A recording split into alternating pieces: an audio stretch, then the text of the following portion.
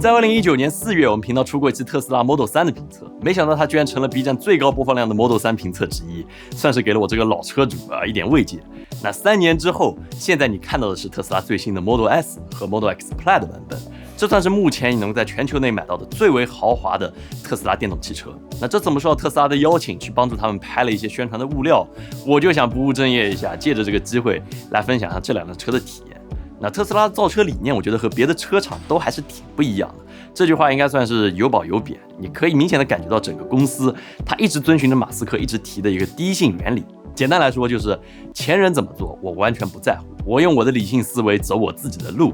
这个理念听着真的还挺好的，也挺酷的，只不过现实往往会比理念复杂很多，所以在特斯拉车上经常会有很多很奇特的争议点。那就让我们来看一下，在这个理念驱使之下诞生的新款 Model S 和 Model X Plaid 到底怎么样。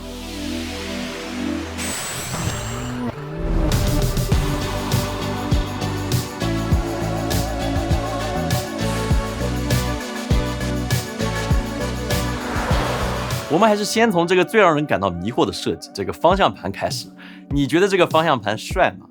实话说，我觉得看着还是挺酷的。但如果现在你问我试了它以后用起来感觉怎么样，那我觉得不是很舒服。那其实反倒不是它整体的设计让我难受，而是在于它的握持点。我的手也不算小，可是真的很难抓住它这个地方，只有底下这块地方比较适合我来握持。所以如果特斯拉提供传统方向盘这个选项的话，那我应该会果断舍弃这个 Yoke 方向盘，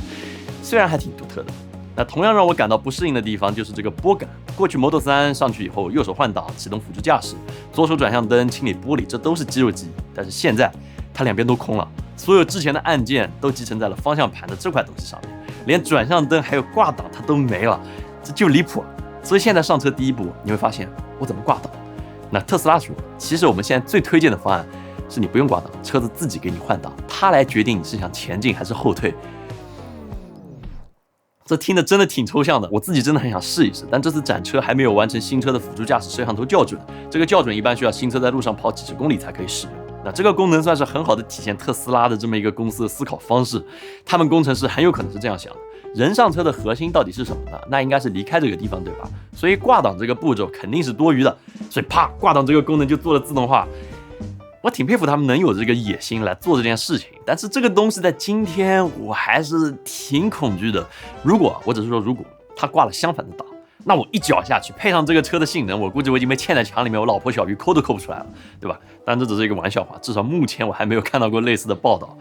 所以怎么说？那能做出来还挺牛的。我别的还能说啥？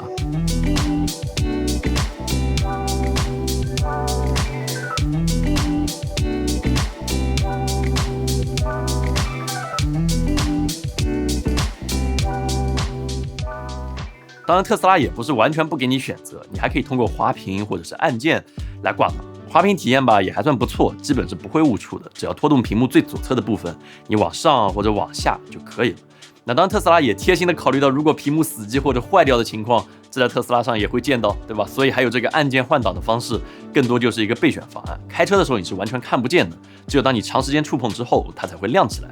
那也许是为了防误触，在使用的过程中，我发现它的触控非常的不灵敏，我试了好几次才能把这个档给挂上。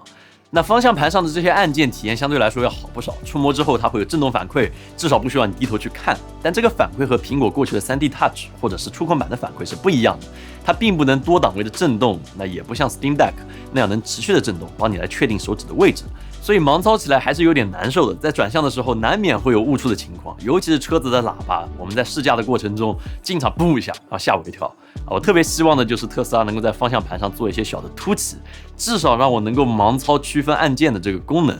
但是目前就是没有，它是纯平的。我猜 Model S 跟 X Plaid 上市以后，应该会有像小特叔叔这样的厂商推出对应的触感贴纸，把它们设计重新改回去。上机啊！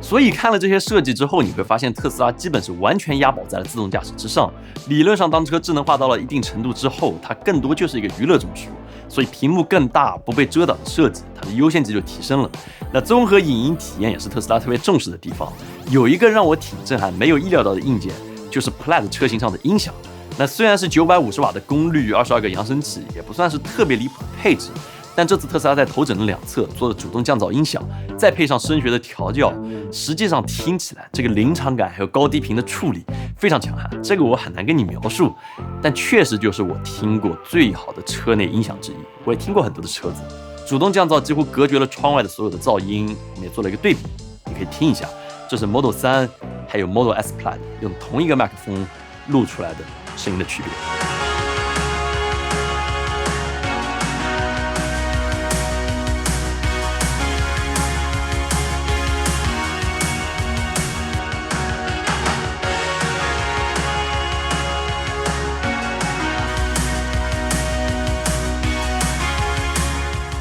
相比上一代 Model S 的竖屏，现在新款变成了横屏，17寸的屏幕，不管是操作还是视觉观感，体验上都还不错。其实乍一看它是嵌在这么一个槽里面，就是一块固定的屏幕，但是当你打开菜单以后，你按一下按钮，你会发现它是一个可以旋转的屏幕。那这在百花齐放的车机里面也不算特别新奇，那我只能说它这个设计还是挺不错的，通过2个丝杆的推动，所以固定结构看着非常一体化。只不过目前只有3个档位可以调整，我希望能多一些档位。那屏幕整体的触摸反馈都很快，现在也有着全新设计的 UI， 你可以自由的移动你的菜单还有窗口。相比 Model 3 15寸的屏幕，现在这个窗口会富裕度高很多。那同样在后排你多了一块屏幕，但是分辨率只有 720P， 有点低。实话说这个屏幕我对它放置的位置也是有一点奇怪的。如果你只用来调整空调，那没有问题。但特斯拉在宣传里面展示的是用它来玩游戏，那从这点来看，我觉得是明显偏低的，后排的体验不会很好。但至少多了一个交互界面，相比 Model 3和 Model Y 那个终极乞丐版内饰，富贵感还是增加了一点。比较离谱的一点是，特斯拉这次在车内装了一块 AMD 的锐龙 APU， 算力高达10 teraflops， 那性能堪比一台 PS5， 这是一个比较值。那按照马斯克7月的说法，其实 Steam 已经在跟特斯拉做开发了，8月他们内部已经有 demo 了，所以将来车子会直接内置 Steam 游戏平台，这样的话你就可以直接用 Model S 来玩巫师3或者赛博朋克2077这种3A 大作。那这时候肯定有人会说，谁要在车子里面玩游戏啊？那你肯定还没结婚啊！男人永远会在车子里面待上20分钟，现在可以待2个小时，以后每天这个地下车库都是灯火通明的。不要看我每天都准时回家的，真的。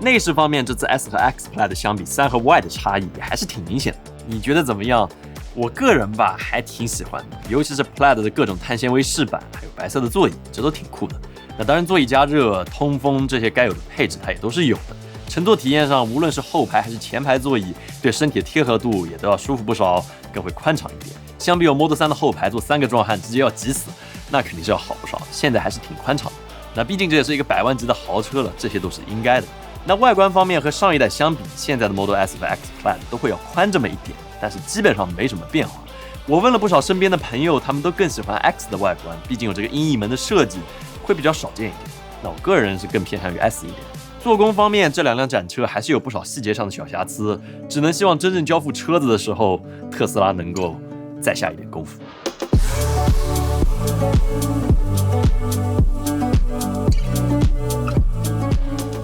Model S Plaid 拥有2.1秒的100公里加速以及1020匹的马力，这算是目前量产车中最快的车之一，或许都没有之一了。而 Model S Plaid 性能提升的重点就是让电动车甩掉了以前的帽子，就是中后段不行，它的极速不高，所以它100到200公里的提速数据是4.71秒，在它前面的车型真的就是屈指可数，它就是一个非常扮猪吃老虎的车，就超跑声音巨大，招摇过市，而它一脚电就能够轻轻松松几乎没有声响把它给超过去，所以还挺闷骚的。那要做到这一点，特斯拉的工程师我觉得还是很强的，这对电机是个非常大的考验。Plaid 目前的设计极速是322公里每小时，那因为固定齿比变速箱的设计，这就需要一个电机达到一个恐怖的转速，据估计就是23000 RPM 左右。在高速行驶的过程中，电机就会受到向心力的影响，导致它解体，也容易发热和消磁。那就是用了碳纤维的这个套筒之后，把电机的转子给包裹起来，才能够保证它的稳定性，又能够解决发热，进而来解决高转速所产生的缝隙控制，还有热胀冷缩的问题。这个设计还是挺巧妙的。所以说到底 2.1 秒的100公里加速真的有一点难以想象。我做朋友的这个 Model 3 Performance 加速度就已经让我颈椎受不了了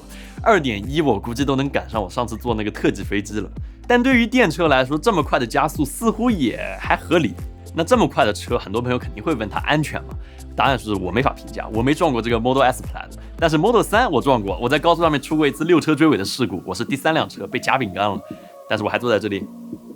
你看活了着呢，所以应该算是比较安全吧。当然，在安全方面，特斯拉的终极目标就是取消人的所有输入，尽可能降低所有误操作的概率。那换句话来说，就是完全的自动驾驶。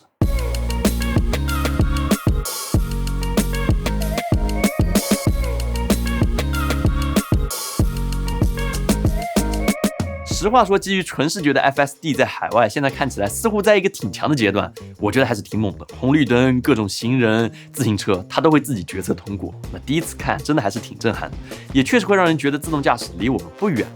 那特斯拉就是一如既往的激进，如果人可以用他的眼睛来判断场景，来完成一次驾驶，那么逻辑上通过机器视觉也应该能够做到一样的效果，甚至更好。所以这就是他们做的，把超声波雷达给砍了，不再利用别的传感器来进行自动驾驶的判定，只用车身的摄像头。那只不过我们这辆 Plaid 生产的还是比较早，你可以看到他们踌躇的阶段啊，那这些传感器都还在。但是在2023年，接下来会交付的特斯拉，无论是国内还是国外，应该是不大可能你再能见到这些超声波雷达的痕迹了。但短期来看，自动泊车、车辆召唤这些功能就随着超声波雷达一起暂时消失了，只能等特斯拉重新开发。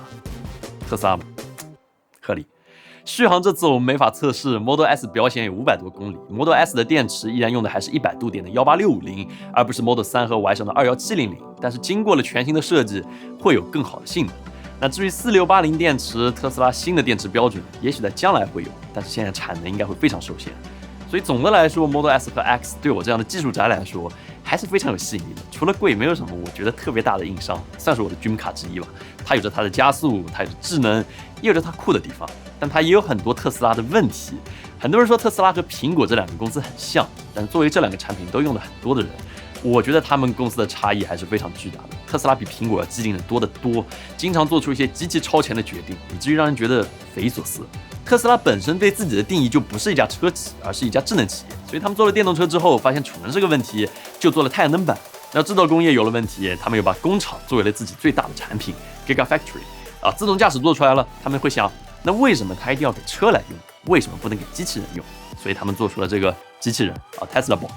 逻辑上，将来我走的时候有4个机器人给我赛博抬棺也不是不可能，还挺酷的。所以特斯拉就是这样一家很有趣的，但是争议多多的公司。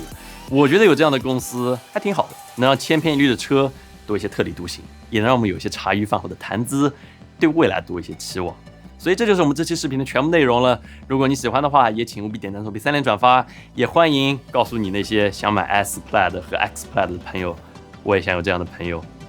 那我们下次再见。